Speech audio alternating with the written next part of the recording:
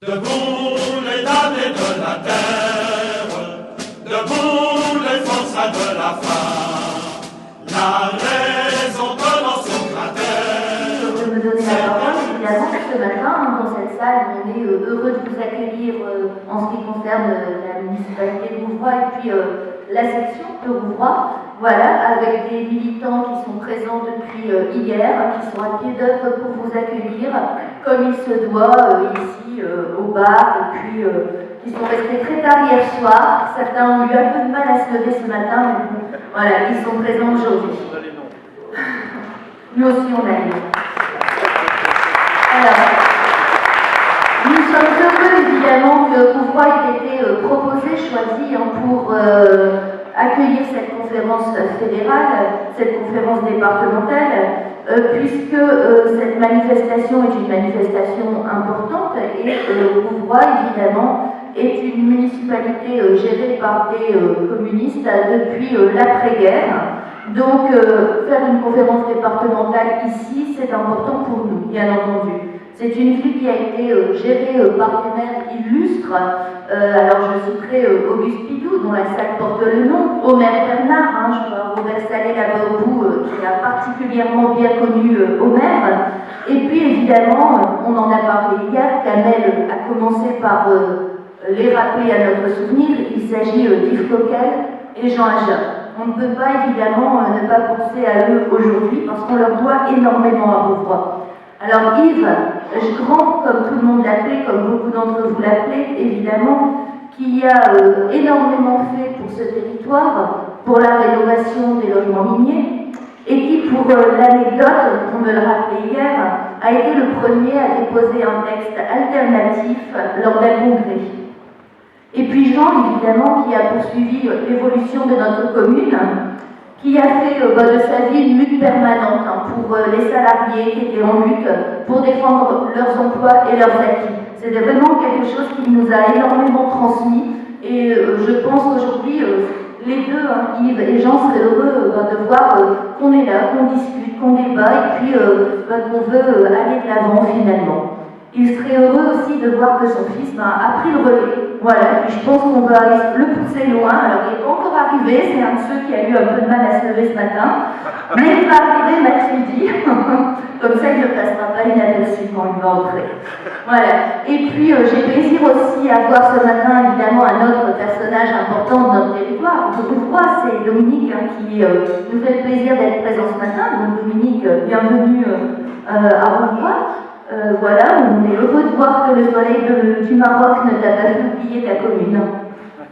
Voilà, alors Dominique, évidemment, qui s'est engagé dans la lutte pour la santé, c'était la dernière et actuelle lutte pour la santé, une santé qui est bien mise à mal dans notre département, malmenée par la politique actuelle. Une lutte que poursuit au Sénat Cathy, qui ne compte pas ses heures, je pense qu'Hervé sera d'accord. Alors c'est dire si à Rouvroy, évidemment, nous avons été à bonne école avec Jean, Yves, Dominique. Voilà, on a été formés pour se battre en permanence. On sait qu'on n'obtient rien sans lutte. Et donc, on continue à se battre. Et aujourd'hui, plus que jamais, eh bien, effectivement, il est urgent de se mobiliser, de se rassembler et d'avoir des propositions concrètes pour les citoyens en colère. Il y a urgence à tous les niveaux, on le dit depuis hier, au niveau social, au niveau économique, au niveau écologique, et puis il s'en est assez de tous les cadeaux faits par le gouvernement actuel aux plus riches, au détriment des pauvres. Sa politique est néfaste, on le dit depuis déjà un certain temps, c'est le président des riches, le président de la finance, qui prend, lui, aux pauvres pour donner aux riches.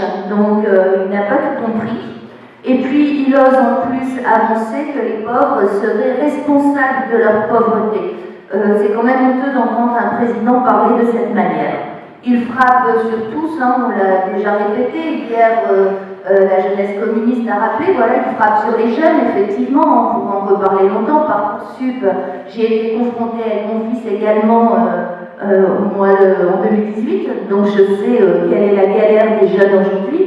Il frappe sur les retraités, voilà, à tous les niveaux, et puis il oppose forcément les citoyens entre les citoyens opposés en raison de la précarité dans laquelle ils vivent, qui jalouse celui qui obtient un emploi, et donc il est en train tout simplement d'ouvrir la porte à l'extrême droite.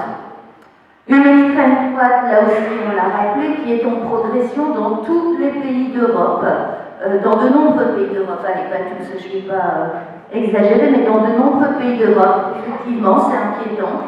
Un des représentants de l'extrême droite a été élu, ça a été rappelé à plusieurs reprises dans vos propos hier, au Brésil également, Jair Bolsonaro, alors qu'il est notoirement raciste et homophobe.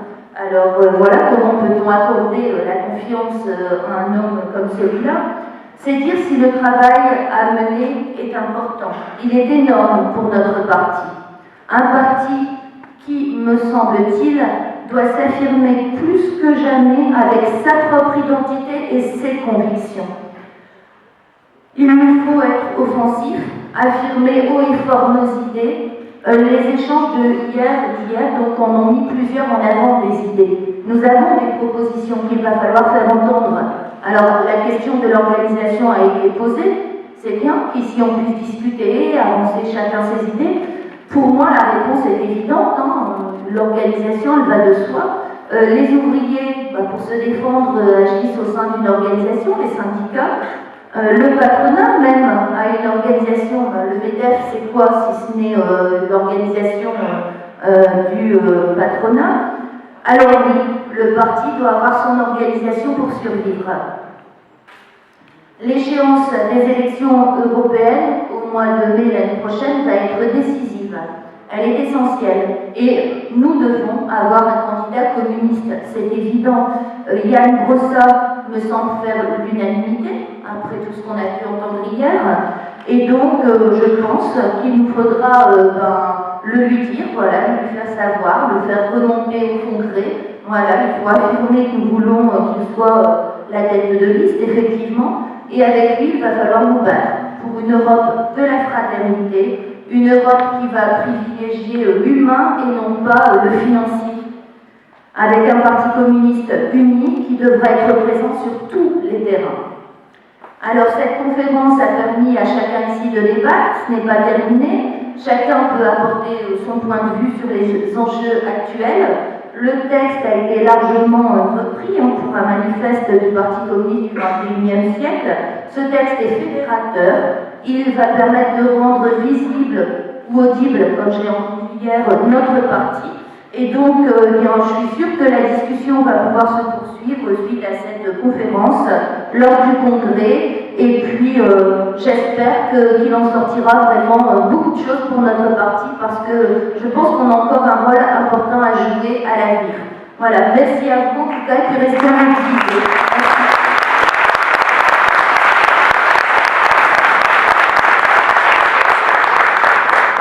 Non, je voudrais commencer d'abord par une chose qui n'a pas été abordée mais qui me semble fondamentale, c'est la question de la formation.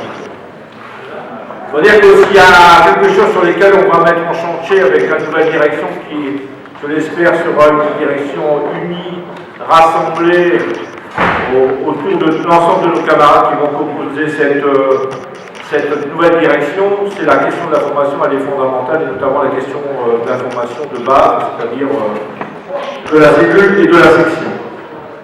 On est dans une véritable bataille idéologique. Je crois que, contrairement à ce qu'on peut penser, il faut nous réarmer l'idéologie. Il n'est pas pensable qu'on puisse affronter le capital, la fleur au fusil. La bataille, elle est bien d'abord, je pense, une bataille de mots. Les mots sont importants, contrairement à ce qu'on pourrait croire. Il y en a qui disent que c'est que de la sémantique. Non.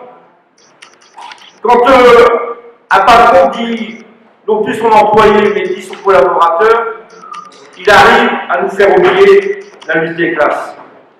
Quand le patronat arrive à nous inculquer dans la tête que le travail est un coût, il gagne dans les têtes. Le travail, c'est pas un coût, c'est la richesse. Et c'est ça qu'il faut partager. Donc c'est cette question-là qui est posée. La bataille des monstres est fondamentale dans la bataille qu'on va mener dans les prochaines années. dans le Pas-de-Calais. C'est évidemment un vrai plaisir d'être ici et d'être parmi vous pour dire quelques mots des élections européennes qui auront lieu le 26 mai prochain. D'abord, la première des choses, je crois, c'est de se dire que ces élections européennes sont des élections qui doivent être directement connectées à la colère sociale qui s'exprime partout dans le pays depuis maintenant plusieurs semaines. Parce que quand on fait le compte de tous les mauvais coups que le gouvernement a multipliés depuis le début du mois de septembre, entre le gel des APL, le gel des retraites, le gel des allocations familiales, l'augmentation du prix du tabac, l'augmentation du prix du carburant, l'augmentation du prix des mutuelles, le moins qu'on puisse dire, c'est que ça fait longtemps qu'on n'a pas eu un gouvernement qui tapait à ce point dans le portefeuille des familles modestes. Et on a aujourd'hui une colère qui monte chaque jour davantage, et qui montre que dans notre pays, il y a une grande majorité d'hommes et de femmes du monde du travail qui en ont ras-le-bol de ce gouvernement qui fait les poches à ces mêmes familles modestes qui ont de plus en plus de mal à boucler leur fin de mois. Nous étions ce matin avec Fabien Roussel, avec Alain Bocquet à Saint-Amand-les-Eaux, aux côtés des Gilets jaunes qui se mobilisent.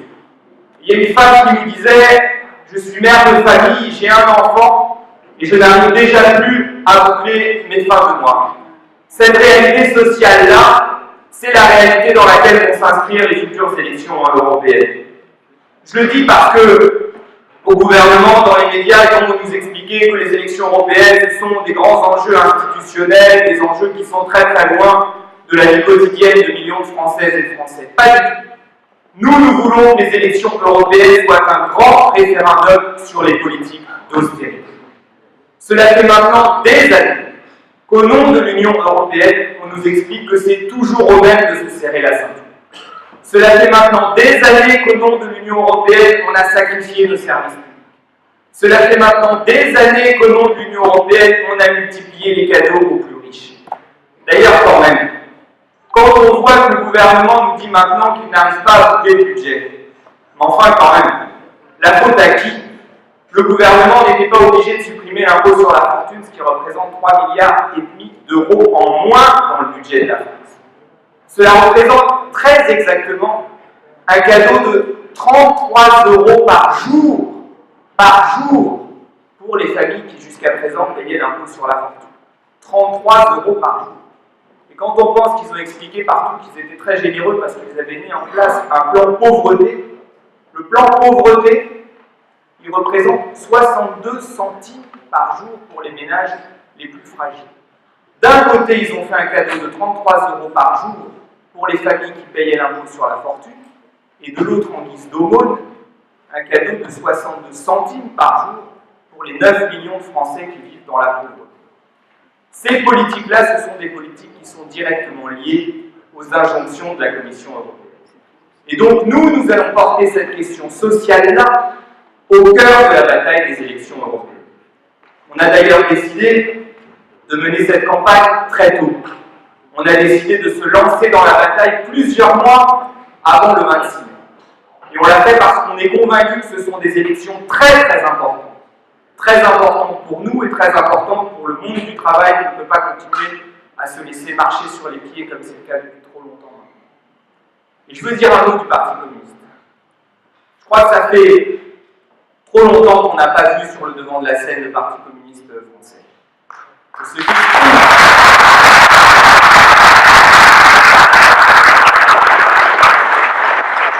Ce qu'expriment les communistes, ce qu'ils ont exprimé encore très récemment, c'est leur envie que le Parti communiste reprenne toute sa place dans le paysage politique français. On a besoin du Parti communiste.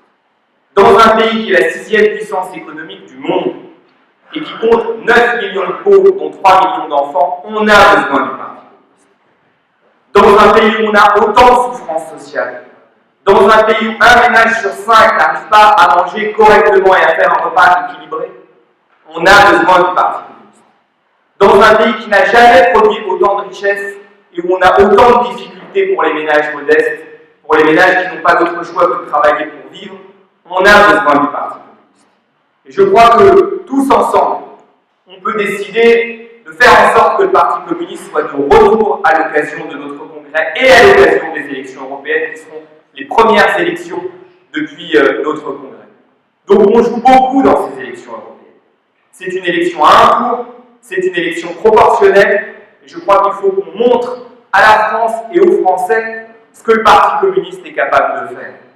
En tout cas, quand je vois la force que nous représentons, quand je vois le parti que nous sommes, la générosité que nous avons, les milliers de militants que nous avons partout à travers le territoire, les 16 000 élus du Parti communiste français, je me dis qu'on peut faire de très belles et de très grandes choses. En tout cas, je compte sur chacune et chacun d'entre vous pour réussir un très très beau score à l'occasion des élections européennes le 26 mai prochain, et je suis persuadé que nous pourrons le faire. Je le dis d'autant plus que la liste que nous sommes en train de constituer sera une très belle liste, qui ne ressemblera à aucune autre liste présente à ces élections européennes.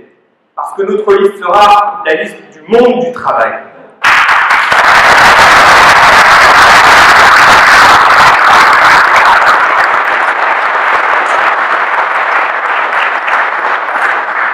Et faire ce choix-là, ça n'est pas un choix tout à fait anodin.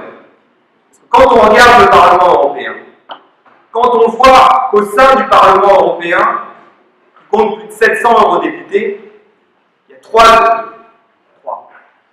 trois ouvriers sur 700 parlementaires. Eh bien nous allons faire le choix inverse. Je l'ai annoncé avant-hier, Marie-Hélène Bourlard, qui est une ouvrière que ceux qui ont vu Merci Patron connaissent. Marie-Hélène Bourlard sera en position éligible sur la liste que nous présenterons à ces élections européennes.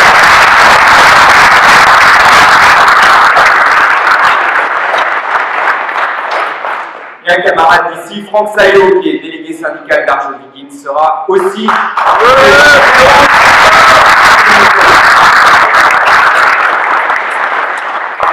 Donc oui, ce sera une belle liste.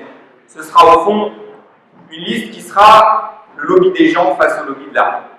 Aujourd'hui, l'Union européenne, c'est le lobby de l'argent. Ce sont les banques, ce sont les financiers, ce sont tous ces lobbies qui aujourd'hui s'organisent pour peser sur le cours des choses. Eh bien, nous allons dire que celles et ceux qui appartiennent au monde du travail et qui ont des choses à dire, ils feront leur entrée au Parlement européen. Et pour ça, il va effectivement falloir qu'on se mette en cadre, il va falloir qu'on se mobilise, il va falloir qu'on rappelle qu'il se joue beaucoup de choses au Parlement européen, contrairement à ce qu'on dit parfois. Le Parlement européen, il prend des décisions qui impactent tous les jours notre vie quotidienne. Un exemple. Récemment, il y a eu une directive qui était débattue au Parlement européen sur les conditions de travail des routiers. Et cette directive, elle dégradait considérablement les conditions de travail des routiers. Les routiers, c'est 3 millions de salariés en Europe, dont 10% de Français. Cette directive, elle a fait l'objet d'une mobilisation des syndicats routiers qui sont allés protester devant le Parlement européen. Il y a des députés communistes qui, au Parlement européen, ont bataillé contre cette directive. Et ils ont réussi à faire échec à cette directive.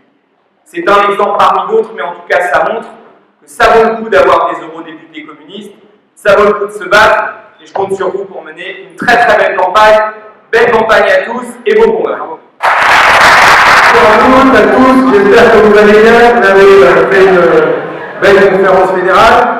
On vit un moment important au Parti communiste en ce moment, et d'avoir tous ces communistes qui sont réunis et qui parlent de ce qui se passe dans notre pays, c'est important qu'on échange bien sur cette situation, parce que les financiers, les multinationales, les actionnaires, les capitalistes, je peux vous dire que eux, ils savent se réunir, ils ont leur sommet, ils ont leur lieu où ils se rencontrent, où ils élaborent les politiques qui nous font subir. Et donc nous aussi, on essaie tant de rencontres et d'échanges pour produire des idées. C'est important pour leur montrer que oui, la lutte des classes, elle existe, ils la mènent, et nous aussi, et la bataille, elle n'est pas finie.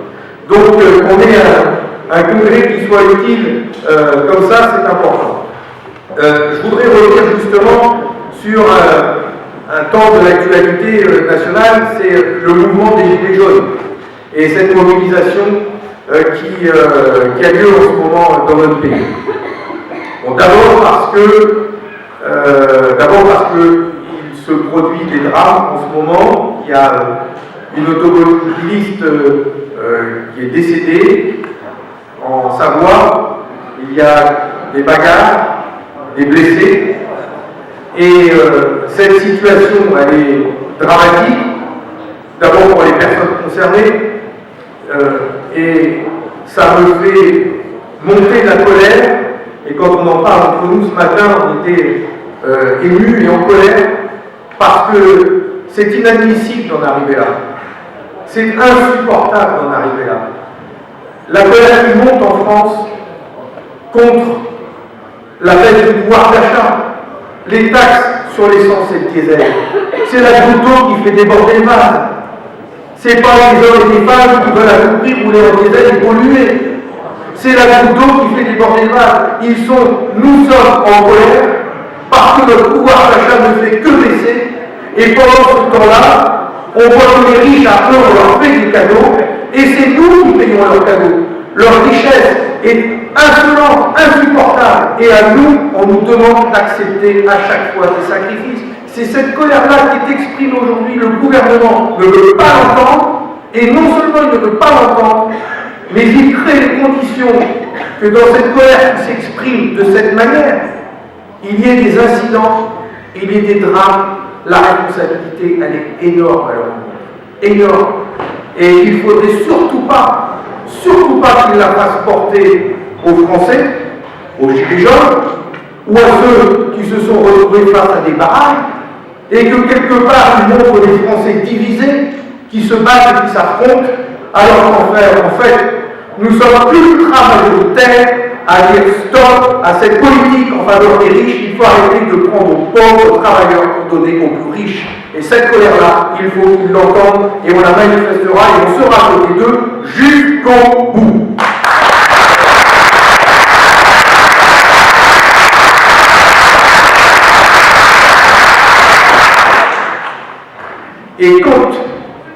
Et quand certains disent qu'avec les Gilets jaunes, il y a des fachos, il y a le Front National, il y a l'extrême droite. C'est vrai. Je rappelle d'ailleurs, entre nous, que quand il s'est agi de se battre contre le traité de constitution européenne, le référendum, il y avait beaucoup de forces politiques qui étaient contre le projet de traité européen. Et il y avait le Front National. Et il y avait le Parti communiste. Et on n'a pas fait la campagne sur les mêmes tréteaux. Et on n'avait pas le même contenu dans cette campagne. Et bien aujourd'hui, on est contre la hausse des taxes sur le diesel et sur l'essence, pour certainement d'autres raisons que eux, qui eux aiment surfer sur la colère, quand nous proposons des solutions. Nous démontrons, nous avons ce matin expliqué ce que nous avons défendu à l'Assemblée nationale et au Sénat. Il y a d'autres choix à faire pour relever le défi climatique, pour émettre moins de CO2. Il faut investir dans des transports en commun collectifs, voire les rendre gratuits là où c'est possible, rendre le scolaire moins cher.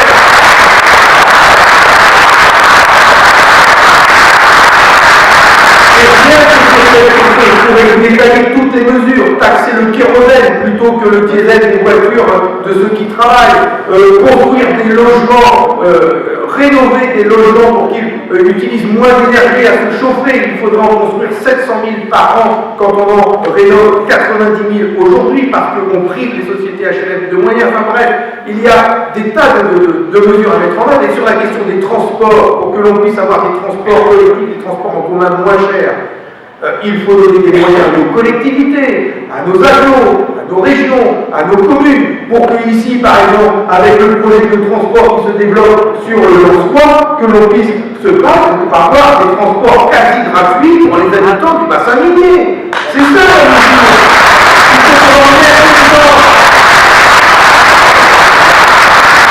Et donc nous n'avons rien à voir avec les fachos qui pourraient se trouver à côté des Gilets jaunes, parce que les fachos, ce sont ceux notamment qui ont braqué un pistolet contre notre camarade Bruno Gosselin, et nous ferons toute la différence entre eux et nous.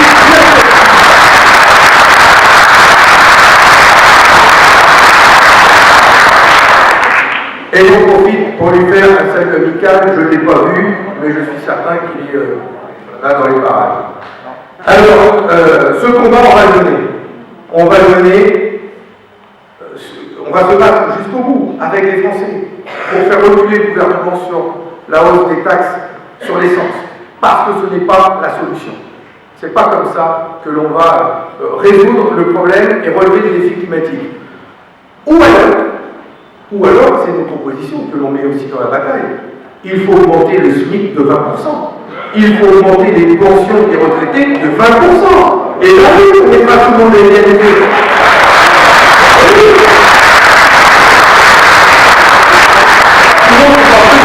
Vous avez vu la lutte de la voiture hier. L'essence a augmenté de 25% depuis 2008. Et moi, j'ai regardé le SMIC depuis 2008, il a augmenté de 11%. Et donc, il manque 200 € pour la fiche de paie. À ce moment-là, pas de problème, allez-y. On veut et les 200 € pour suivre le cours de l'essence, et on veut 200 € pour avoir une amélioration de notre vie quotidienne. Sinon, on ne va pas vivre dignement. Enfin, c'est quoi la vie qu'ils nous proposent? C'est de trimer, de continuer à travailler, de payer leurs cadeaux plus riches. Et elle est où notre part de bonheur dans tout ça? On n'a pas le droit, nous aussi, au bonheur, on n'a pas le droit au loisir, on n'a pas le droit au resto, on n'a pas le droit de vivre des moments heureux avec nos enfants, nos grands-parents. Enfin, c'est ce combat-là qu'on doit mener. Et à la différence de certains qui sont dans la bataille sur les gilets jaunes, c'est pour ça qu'on doit y être pour parler avec eux. On ne dit pas non aux taxes et non aux impôts. Les impôts, on les défend, les impôts. Mais un impôt juste et équitablement réparti. Nous, on paye nos impôts rubis sur ongle. Les PME payent leurs impôts rubis sur ongle. Mais les plus riches, on leur enlève l'ISF. Eux, ils payent moins d'impôts que nous, proportionnellement. Les multinationales, c'est pire. Les multinationales, Google, Amazon, Facebook, Total, Coca-Cola, Marco, je pourrais tous vous les sortir. Elles payent des impôts entre 7 à 8%, quand l'entreprise du BTP, elle en paye 28 à 31. Mais c'est ça qui est pas juste dans notre société. Et tout le monde est en colère à cause de ça, qu'on ait un impôt justement réparti, et pas un impôt pour payer un impôt, parce que les impôts, ça nous permet de vivre ensemble.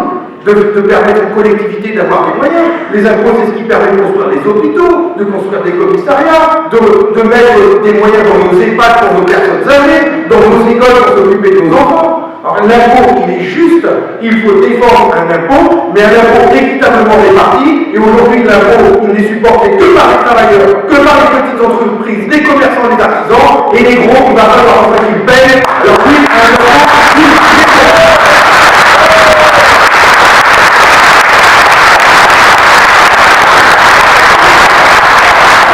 Et donc, il faut, je vais conclure, sinon je pourrais vous parler pendant des heures, tout ça, ça me fout les amygdales. On va se battre, il faut qu'on sorte de notre congrès avec des propositions fortes comme ça. Il faut qu'on soit le parti communiste, qui est toujours la tête dans les étoiles, on l'a toujours eu, mais les pieds dans la glaise. Qu'on parle de la vie des gens, du quotidien, des salaires, des conditions de travail difficiles, de la précarité, de l'intérim, de nos parents, nos grands-parents, de les retraités par eux-mêmes, mais des conditions de vie, des retraités de plus en plus difficiles, indignes, après avoir cotisé toute leur vie. Parlons de la vie des gens. Et à partir de là, il faut que le Parti communiste porte des propositions fortes pour redonner du pouvoir d'achat aux Français. Ça doit être l'acte de campagne dans les mois qui viennent au Parti communiste français, la hausse des salaires, des conditions de travail meilleures, redonner du pouvoir d'achat aux retraités, montrer que l'argent existe pour cela. On doit mener une grande bataille pour montrer qu'il nous faut gagner une meilleure répartition des richesses, augmenter les salaires, augmenter les pensions, avoir droit à notre part de bonheur. On doit sortir du congrès avec des propositions précises sur ces sujets. Je pense aussi à ce que l'on peut mettre sur la table concernant le défi climatique et le fait que l'on doit réduire nos émissions de CO2. Parce que c'est un vrai sujet. On ne peut pas dire que ça, chez les bruns, on s'en occupe pas. Il y a quand même un problème climatique qu'il faut intégrer. On doit réduire nos émissions de CO2 sur la planète et réduire la température d'un demi-degré d'ici 2030. C'est pas en coupant le chauffage ici que ça va marcher. Il faut mettre des mesures un petit peu plus élevées. Et là, je reviens sur le bassin minier, parce que vous voyez, ça me fait réagir quand je viens ici, quand je pense à mon bassin minier. Je dis mon bassin minier, parce que moi je suis à Béthune et je suis né à Saint-Amand. Pour ça, j'aurais tout fait, de l'ouest à l'est, j'aurais fait toute vie dans le bassin minier. Mais on vient embêter les Français, les travailleurs, en taxant le prix de l'essence, ce qui coûte quand même 200, 300 € selon le nombre de kilomètres qu'on fait par an, c'est quand même une sacrée somme. Et de l'autre côté, Alors, pour que vous ayez les chiffres en tête, la hausse des taxes sur l'essence et le diesel, ça va rapporter 4 milliards en plus au gouvernement l'année prochaine. Ils vont toucher 4 milliards en plus. En tout, les taxes sur l'essence et le diesel, c'est 39 milliards. D'accord ? 36 l'année dernière, 39,5 donc l'année prochaine. Ils vont donc augmenter le pactole. Sur cette somme-là, les 39 milliards, seulement 19% servent à financer des politiques de renouvellement de l'énergie, de développement durable, etc. Le reste, ça va dans le budget de l'État, réduction des déficits, etc. Ça ne sert pas à l'environnement. Donc on doit se battre pour que ces sommes-là servent d'abord à l'environnement. Mais quand je pense à tout ce qu'il faudrait faire, je me dis quand même l'argent il existe, 39 milliards, il y en a, et que ici, dans le bassin minier, je repensais à ça, dans le bassin minier, il a fallu se battre comme des chiens pour gagner 10 millions pour rénover les logements du bassin minier. Enfin, quand même, 10 millions par an pendant 10 ans, 100 millions.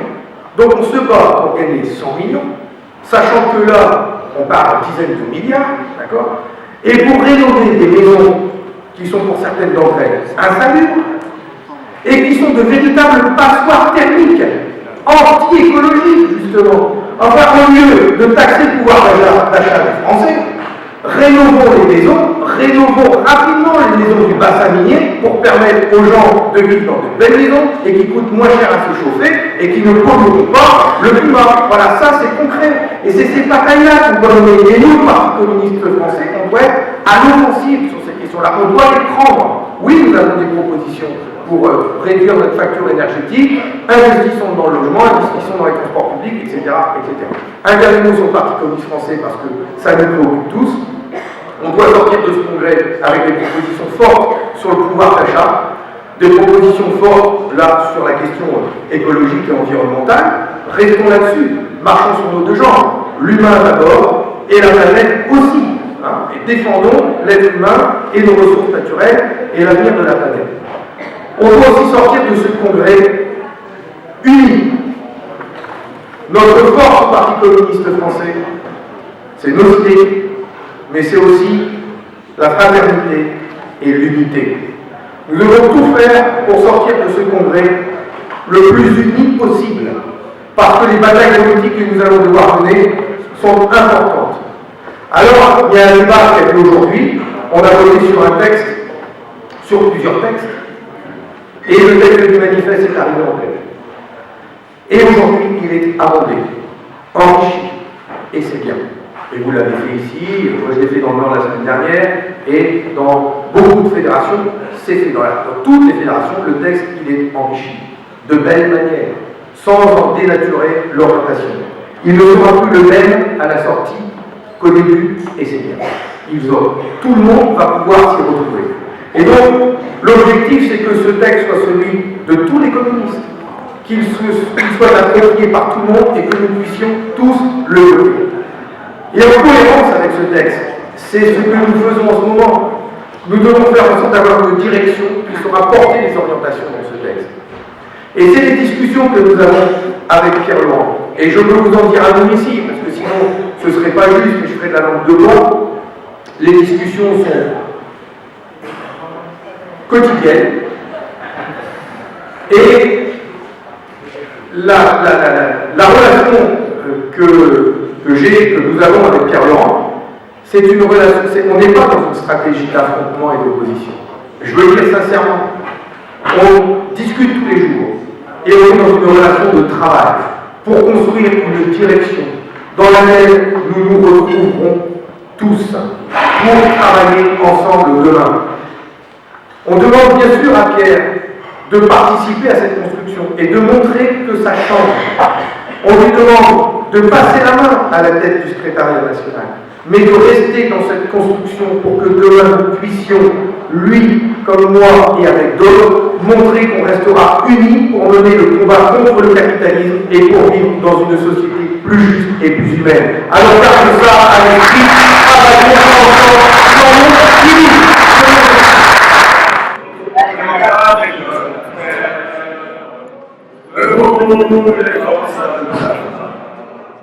La raisons dans son cratère.